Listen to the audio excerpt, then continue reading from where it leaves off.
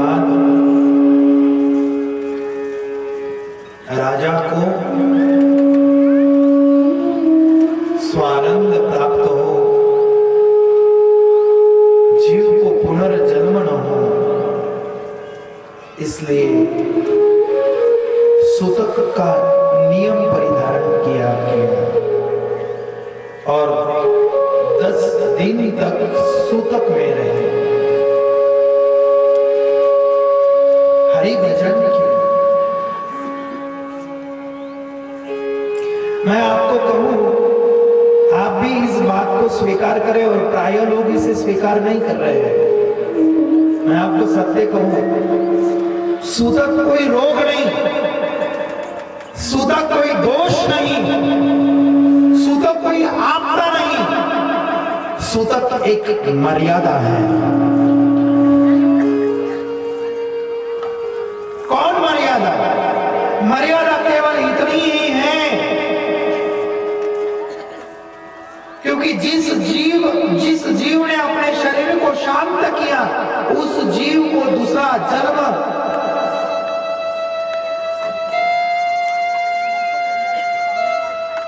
दुख से व्यतीत न, सुख के साथ प्राप्त हो, इसलिए उस जीव के प्रति नाम संकीर्तन का आधार किया गया है कि उसके जो उससे बने हुए जो देहधारी हैं, वह देहधारी सूतक पाड़ करके, सूतक का नियम धारण करते नाम का जाप करे, नाम को जपे,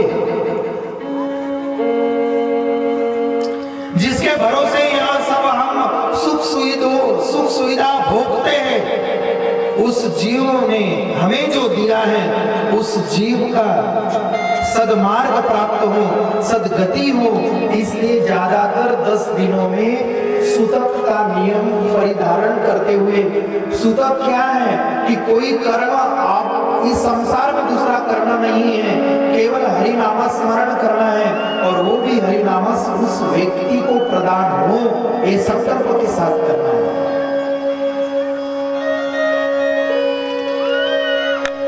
दूसरा कहीं मतलब नहीं है। अब तो महाराज लोगों को समय ही नहीं है, जला दिया उस दिन थोड़ा सा शोक मनाएंगे और फिर उसके बाद अपना धंधा खोलेंगे, दुकान खोलेंगे, फिर जाएंगे और 10 दिन एक आधे पंडित जी को बुला करके फिर दाह क्रिया करेंगे। अब तो वो दाह क्रिया करने का भी विधान लोग कहते हैं ये कोई करने की जरूरत नहीं है, ये तो ब्राह्मणों की दुकान है। अरे भले आदमी, दुकान नहीं है, जरा सोच, ये पिंड है और इस पिंड को दान करना है, जरा सोच, जरा समझ।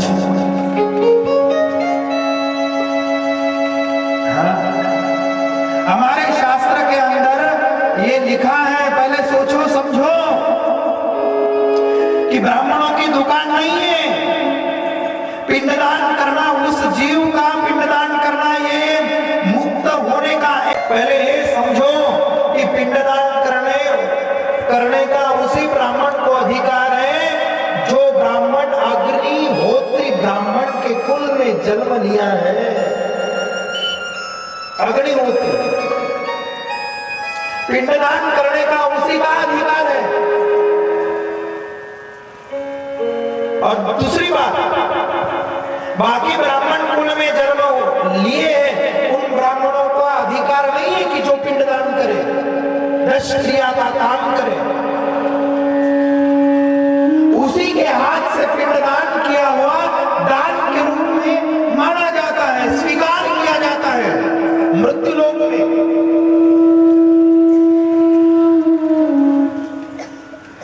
और दूसरी बात, यहां क्रिया पूर्ण होने के बाद उस ब्राह्मण को दक्षिणा देने का अधिकार भी नहीं है।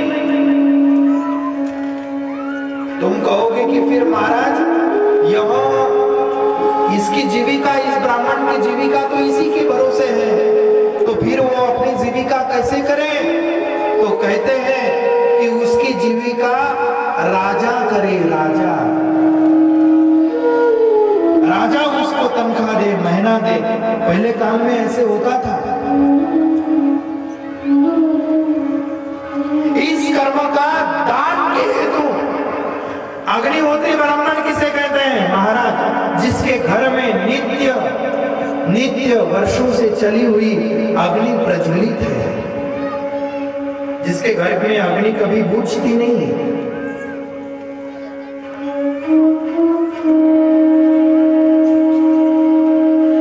और ऐसे ब्राह्मण के यहाँ जाकर हम भी उस अग्नि कुंड में समिधा का दान करें तो उसका फल हमें अधिक प्राप्त होता है। अभी भी कई गांव में, कई क्षेत्रों में अग्निहोत्री ब्राह्मण दिखते हैं।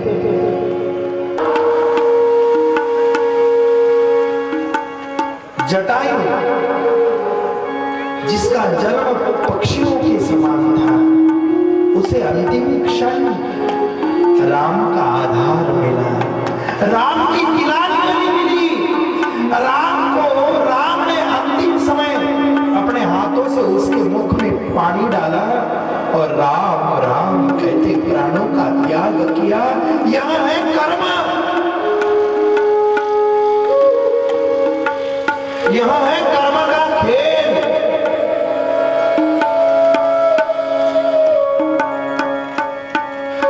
कर्म मनुष्य का कभी पीछा नहीं छोड़ता। कर्म कभी मनुष्य का पीछा नहीं छोड़ेगा। इस जन्म में हो, इस जन्म में न हो तो उस दूसरे जन्म में हो, पर तुम्हें भोगना जरूर पड़ेगा।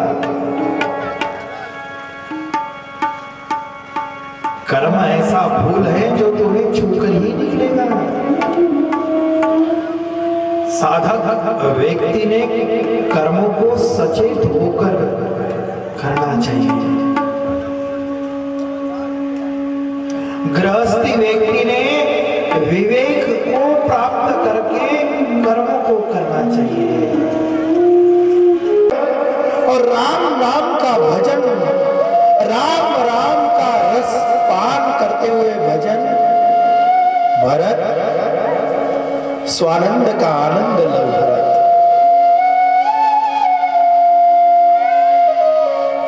हमारा राजा हमसे चला गया, हमें दुख नहीं है।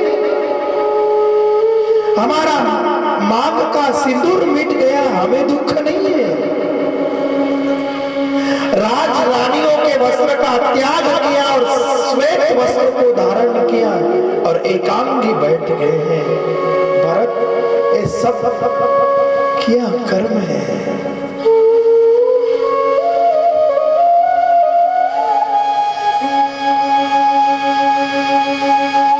भरत, जाओ और मुनि वशिष्ठ के चरणों में आगे की क्रिया का सोचो। आदेश लो, आज्ञा लो, जाओ। शत्रुघ्न भरत रोते रोते वशिष्ठ मुनि के चरणों में गिर पड़े, प्रणाम किया।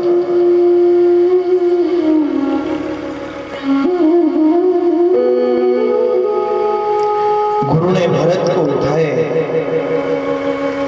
और कहा,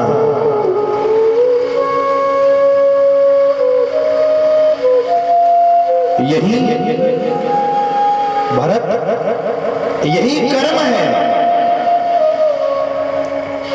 और इस कर्म के अधीन जीव है, जीवात्मा है। कर्मों को निभाना पड़ेगा। यह विधिता कर्म सबकी ना।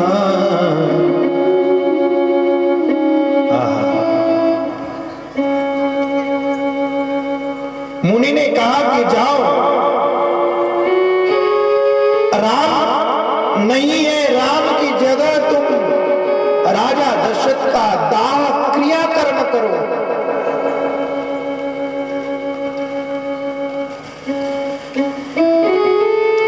दाह कर्म को भरत ने विधि विधान के साथ किया।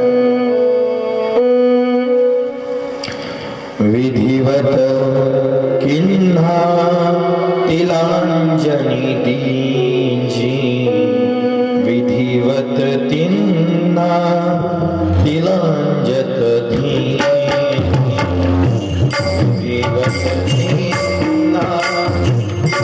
में प्रणाम वंदना करते हुए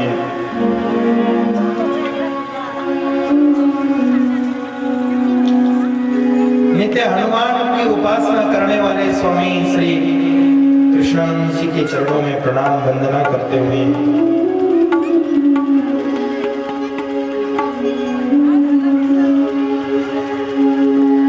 नित्य हरि पारायण में रहने वाले, हरि भजन में रहने वाले मेरे समीप व्यासपीठ पर विराजमान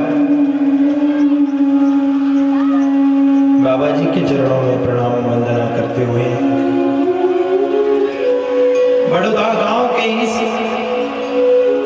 धरा पर और बड़ौदा गांव के इस वियोगी महाराज जी के पावन आश्रम के समीप सभी महानुभावों के चरणों में प्रणाम वंदना करते हुए मैं अपने वाणी को इस तत्व की ओर ले चलता हूं। आइए आप भी अपने मन और बुद्धि को इस तत्व की ओर ले चले। कली काल में एक ही साधन है, वह है हरि नाम। जितना हो सके उतना जपो, जितना कर सके उतना रटो।